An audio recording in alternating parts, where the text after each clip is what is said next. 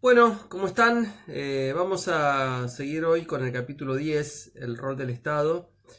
Eh, yo creo que el eje está puesto en un hilo conductor que comienza desde el primer capítulo del libro, desde esa frase de Perón que dice que la economía nunca fue dirigida, que la economía sí nunca fue libre, sino que siempre fue dirigida, eh, que puede ser dirigida por el Estado, más bien por el pueblo a través del Estado, eh, para conseguir la grandeza de la nación y la felicidad del propio pueblo, o si no puede ser dirigida por los grandes capitales transnacionales financieros para destruir a las naciones y esclavizar a los pueblos, produciendo la desdicha de sus habitantes.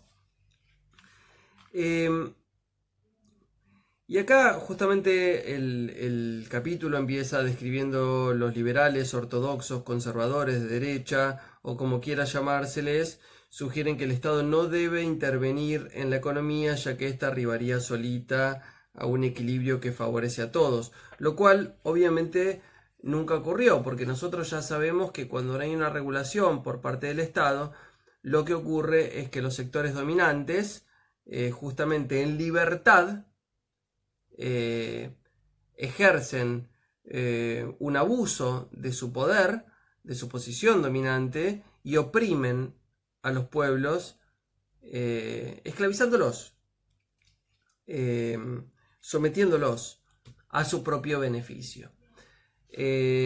Acá, digamos, también pongo un par de casos extremos, ¿no es cierto? Uno es cuando el Estado no solo que deja en libertad, sino que además ejerce un empobrecimiento aún mayor que la libertad de mercados, ¿no?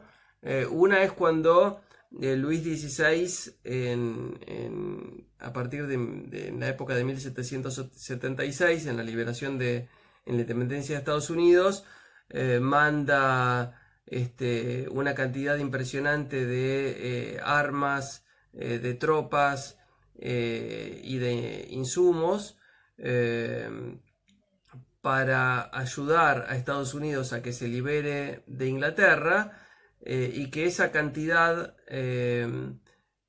digamos que el equivalente en dinero hubiera dado cobijo y alimento a 7 millones de franceses durante 2 años.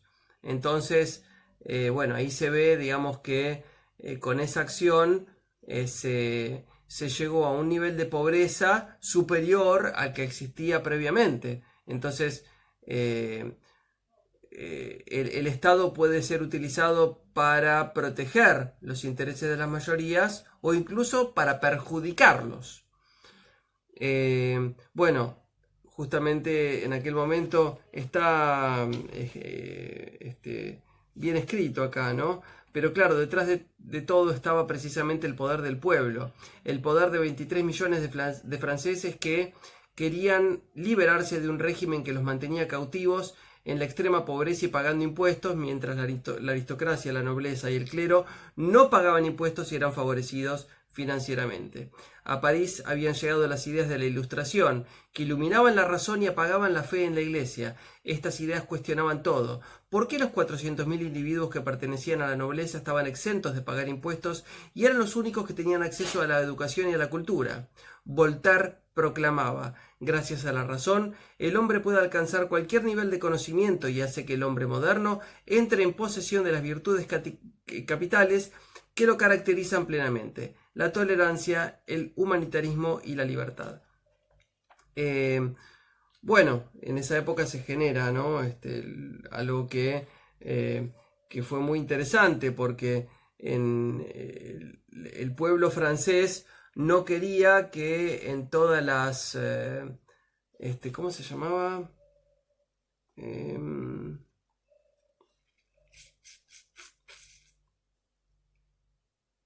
bueno, en todas las sesiones, no me acuerdo cómo se llamaba, siempre perdía 2-1 el pueblo, ¿no? Porque votaba, tenía un voto la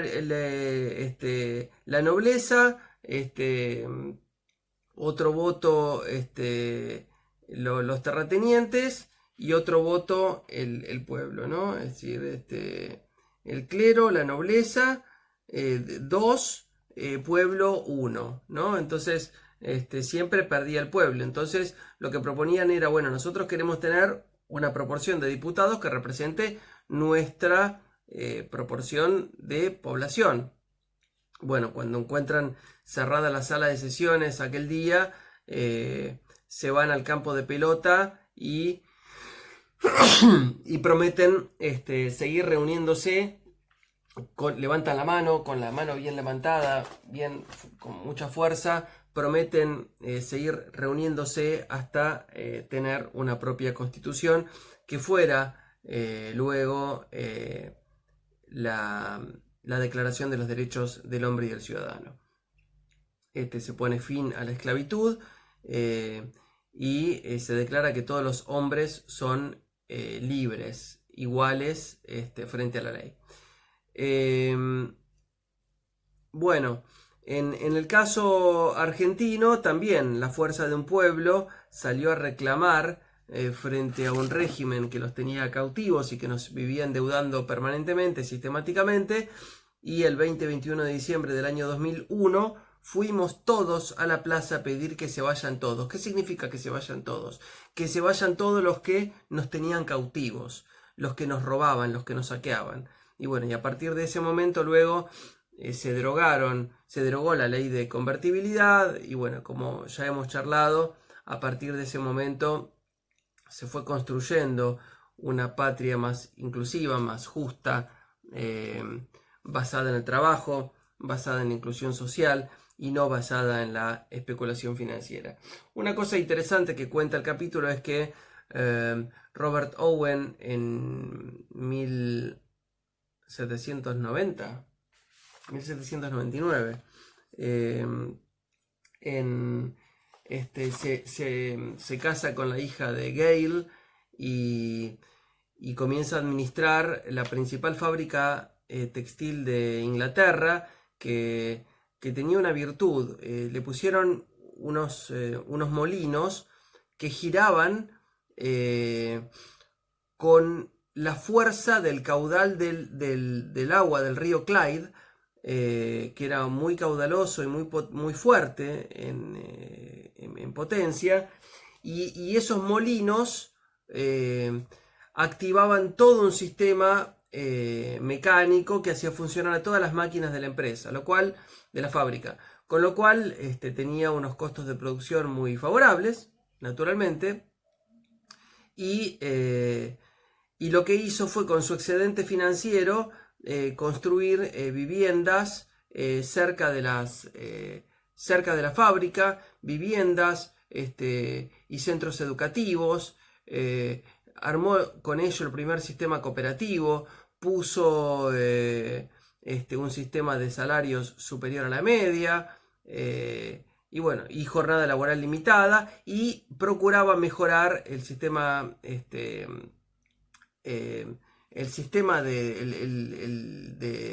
de salud laboral, ¿no es cierto? Con ventanales abiertos y demás cuestiones que evitaban el hacinamiento que era común en aquellos tiempos de la plena revolución industrial.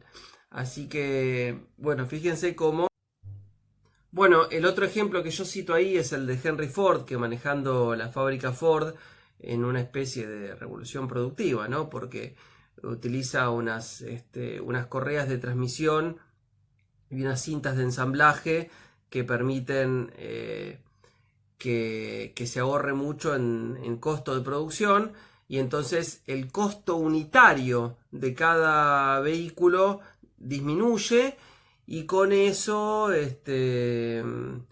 con eso se abarata el precio final, de modo que lo que consigue hacer Ford es, además de duplicar los salarios de sus empleados, bajando ese costo de producción, lo que consiguió es que sus propios empleados puedan acceder a un vehículo. Y es la primera vez en la historia del mundo que los automóviles se convierten en bienes accesibles para las clases medias. Antes eran privativos de los sectores ricos.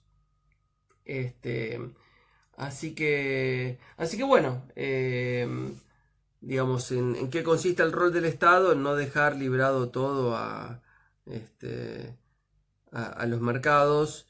Y bueno, lo que viene después es justamente un auge del modelo especulativo financiero, con lo cual todos los recursos generados por el conjunto del pueblo comienzan a ser eh, robados, ¿no? Robados por el sector financiero. Y ahí se cumple perfectamente lo que decía Perón, ¿no? Que si el Estado, el pueblo a través del Estado no maneja los recursos, y bueno, estos van a ser esquilmados por los sectores financieros transnacionales que los van a manejar, ¿no? Entonces, justamente el Estado consiste, el rol del Estado consiste en administrar los recursos, que el pueblo a través del Estado administre sus recursos a su propio beneficio y no al beneficio de los sectores concentrados. Tiene muchas cosas el artículo. Yo traté de más o menos en un videíto de 12-13 minutos eh, hacer un punteo de cada uno de los puntos. Yo creo que son varios puntos de sumo interés para leer.